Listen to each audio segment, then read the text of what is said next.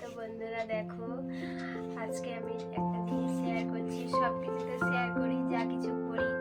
তো আজকে একটা ভাবলাম একটা জিনিস কিনেছি, তো তোমাদের সাথে একটু শেয়ার করি। তো কি জিনিস কিনেছি বলো তো? তো একটা মূল্যবান জিনিস, তোমাদেরও প্রয়োজন। তো কি মূল্যবান জিনিস বলো তো?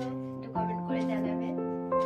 তো ফ্রেন্ড, সবাই তোমাদের হাজবেন্ডের কাছে বা তোমাদের দাদা ভাইয়ের কাছে সবাই হয়তো অনেকে কেউ শাড়ি, কেউ হয়তো জামা, যাও কিছু নিয়েছো, কিন্তু আমি আমার হাজবেন্ডের কাছ থেকে কি নিয়েছি বলো তো? এই দেখো, এই জিনিসটা সবচেয়ে মূল্যবান জিনিস আছে, তবুও কিনেছি।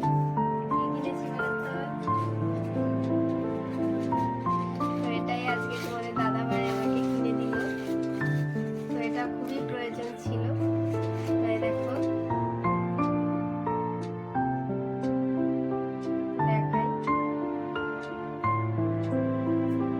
হাতে আছে, তবুও প্রয়োজন ছিল একটা। দেখো ফ্রেন্ড, তো কত সুন্দর একটা কাজ।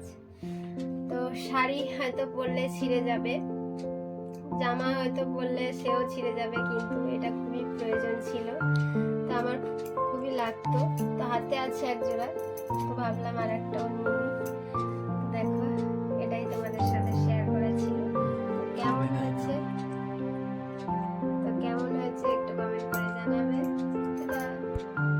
ফাইনালি আমি পরেই নিলাম শাখা পলাটা। তো দেখো, দেখতে পাচ্ছ পান পান ডিজাইন।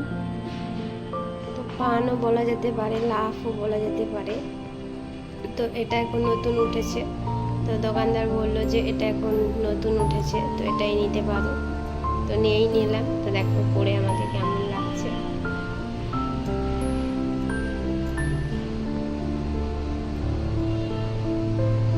আমার তো খুব ভালো লেগেছে।